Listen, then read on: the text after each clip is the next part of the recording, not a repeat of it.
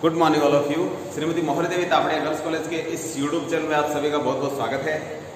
आज हम बात करेंगे प्रॉफिटेबिलिटी रेशियो के बारे में।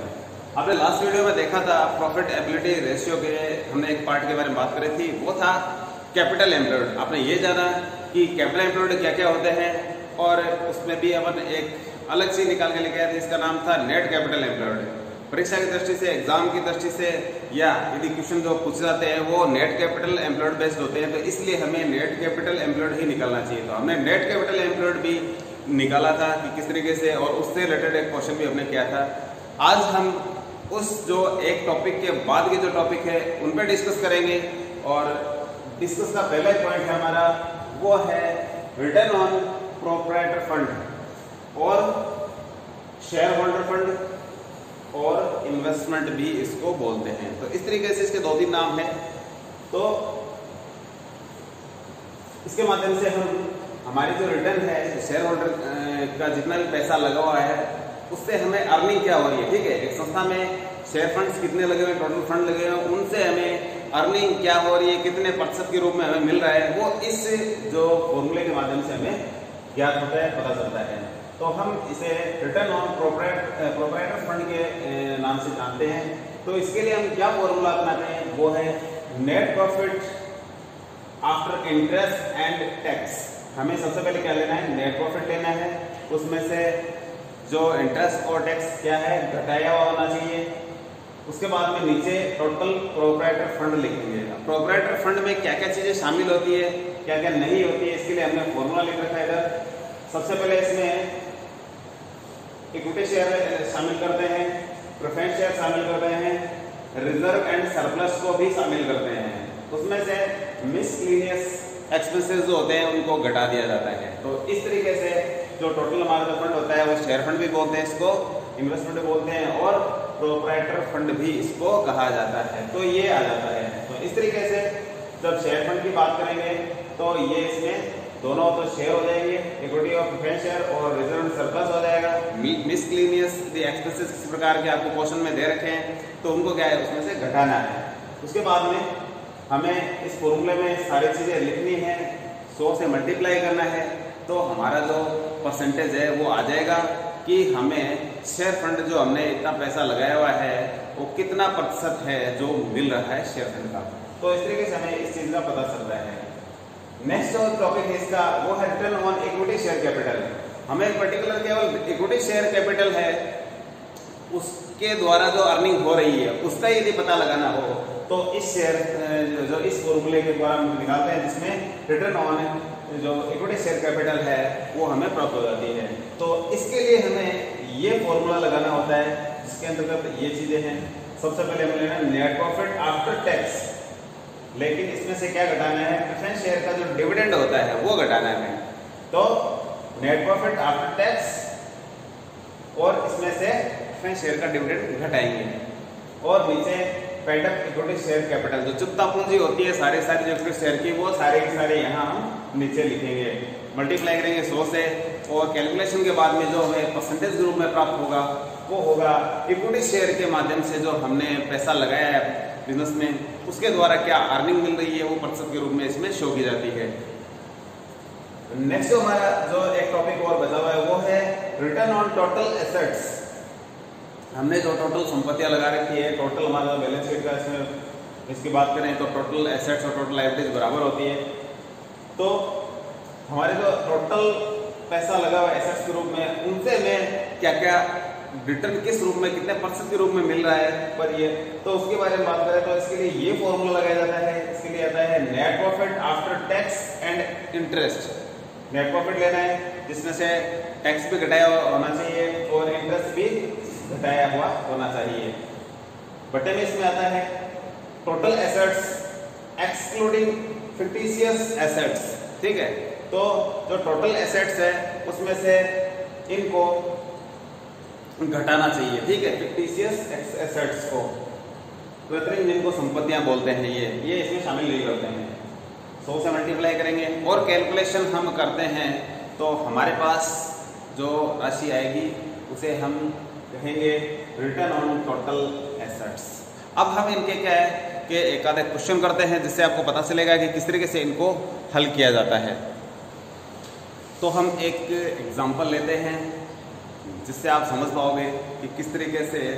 सबसे पहले हमने इसका एग्जांपल लिया है प्रोप्राइटर फंड का, ठीक है, कि किस तरीके से ये प्रोप्राइटर फंड पर रिटर्न हमें निकालनी है, ठीक, किस तरीके से निकाली जाती है।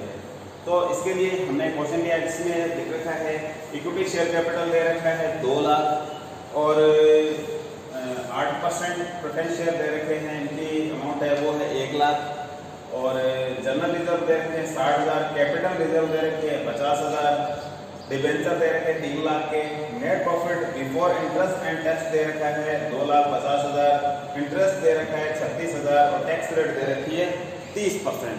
तो हमारे इस फॉर्मूले के अनुसार हमें सबसे पहले नेट प्रॉफिट चाहिए, ठीक है, वो भी कैसा, आफ्टर इंटरेस्ट एंड टैक्स। तो सबसे पहले हम नेट प्रॉफिट निकालते हैं। Net profit after tax and interest. तो इसके लिए सबसे पहले लेना net profit NP before tax and interest, interest and tax. ये दे रखा है अपने को 2,50,000, ये क्वेश्चन में दे रखा है हमें 2,50,000। इसमें से सबसे पहले हमें घटाना है वो है लेस इंटरेस्ट।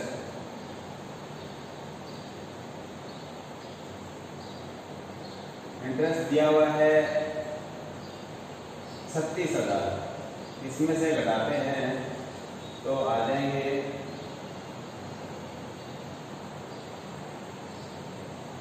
2,14,000। अब इसमें से घटाना है हमें टैक्स, ये आ गया है नेट प्रॉफिट बिफोर टैक्स आ गया ये, इसमें से लेस करेंगे, लेस 30% टैक्स। इसका हम 30% निकालेंगे तो इसका जो 30% वो आता है, निकाल लेते हैं हमने साइड में, 2,14,000 इंटू 30% अपॉन 100। इस तरीके से आप ये इस क्रम में आप इसको लिखोगे तो इसका जो 30% है वो आएगा 64,200। तो इसका हम 30% हमने निकाला है वो है 64,200। नेट प्रॉफिट बिफोर टैक्स में से ये घटाएंगे हम टैक्स, तो हमारे पास जो राशि आएगी वो आएगी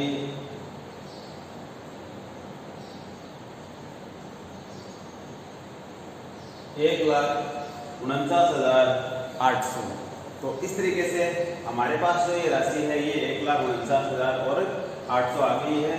ये है net profit after tax and interest, NP after tax interest and tax. हमें क्वेश्चन में यही लिखना होता है, यही लेना है। तो हमारे पास जो हमने चीज़ देखी, हमने जो जरूरत वाली जो चीज़ है इस क्वेश्चन के अनुसार वो हमने निकाल ली है। तो हम net profit after tax interest लिख देते हैं यहाँ, ये आ गया 1,49,800। अब हमें निकालना है प्रोप्राइटर फंड। तो प्रोप्राइटर फंड में हम क्या क्या चीज़ें शामिल करते हैं, तो आप देख सकते हो कि प्रोप्राइटर फंड में हम किन किन चीज़ों को शामिल करने वाले हैं। वो है सबसे पहले इक्विटी शेयर कैपिटल है, प्रेफरेंस शेयर कैपिटल है, उसके बाद में रिजर्व एंड सरप्लस दे रखा है, मिसलिनियस एक्सपेंसेस दे रखे हैं अपने को, ये घटाने होते हैं। लेकिन हमारा जो क्वेश्चन है उसमें मिसलिनियस एक्सपेंसेस नहीं है, तो इसलिए हमें, लेकिन ये रिजर्व एंड सरप्लस है, ठीक है। ये जो रिजर्व की अमाउंट दे रखी है, 2 प्रकार के रिजर्व दे रखे हैं, एक तो दे रखा है जर्नल रिजर्व, दूसरा दे रखा है कैपिटल रिजर्व। तो ये दोनों ही रिजर्व है, इनको हम इसमें ऐड करेंगे। तो टोटल शेयर फंड हम निकालेंगे। तो इक्विटी शेयर हमारी जो कैपिटल थी वो थी 2 लाख, यहाँ मैं निकाल देता हूँ इसको, 2 लाख प्लस प्रेफरेंस शेयर का दे रखा है वो है 1 लाख, प्लस ये रिजर्व दे रखी है 2 प्रकार के, 60 और प्लस 50 है जो 60,000 प्लस 50,000, ध्यान रखते हैं नीचे, प्लस 50,000। अब इन सब का जो टोटल है वो कर लेते हैं। मिसलेनियस एक्सपेंसेस है नहीं हमारे पास, तो इन सब का टोटल होता है 2 लाख, एक 3 लाख हो गए, 360 और 50 हो गए 410, 4,10,000। तो इस तरीके से हमारी जो ये राशि आ रही है ये है 4,10,000 इंटू मल्टीप्लाई करते हैं 100 से। तो इसका जो रेशियो है वो क्या आएगा वो हम निकालते हैं कैलकुलेटर से। तो देख इसका जो रेशियो है वो 36.54% आता है। तो इस तरीके से हमारी जो शेयर होल्डर फंड का के द्वारा जो अर्निंग हो रही है, रिटर्न मिल रही है हमें पर ईयर, वो है 36.54%। तो इस तरीके से हम ये क्वेश्चन कर सकते हैं। आप एग्जांपल के द्वारा खुद कर सकते हैं। नेक्स्ट 1-2 और भी हमने फॉर्मूले लिखे थे, उनको आप एग्जांपल लेंगे और आप ट्राई करेंगे। इसी प्रकार की प्रॉब्लम होती है तो आप कॉल करके पूछ सकते हैं। और आज के लिए इतना ही, मिलते हैं नेक्स्ट वीडियो में नेक्स्ट टाइम। तब तक के लिए धन्यवाद। अपने चैनल को लाइक कीजिए, शेयर कीजिए एंड सब्सक्राइब कीजिए।